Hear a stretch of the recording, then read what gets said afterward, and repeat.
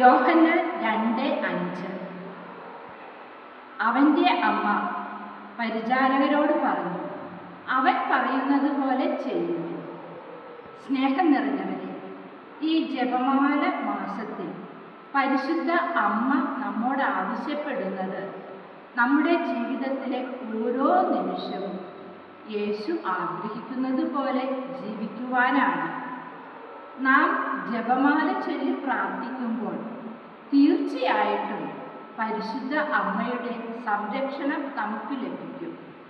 അമ്മ നമ്മെ ഓരോരുത്തരെയും ശക്തിപ്പെടുത്തും, യേശുവിൻ്റെ ഹിതം കണ്ടെത്തുവാനും അതനുസരിച്ച് പ്രവർത്തിക്കുവാനും. പലപ്പോഴും നമ്മുടെ തീരുമാനങ്ങൾക്ക് തെറ്റുപറ്റുന്നത് യേശുവിൻ്റെ ഹിതം കണ്ടെത്താത്തതുകൊണ്ടാണ്.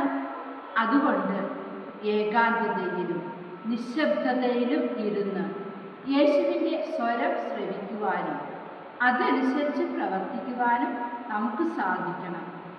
ജപമാല മാതാവ് അതിന് നമ്മെ ഓരോരുത്തരെയും അനുഗ്രഹിക്കട്ടെ എന്ന് പ്രാർത്ഥിക്കുന്നു. അതോടൊപ്പം ഈ മാസത്തിൽ നാം കൂടുതൽ ജപമാല ചൊല്ലി നിയോഗങ്ങൾക്കായി പ്രാർത്ഥിക്കാം.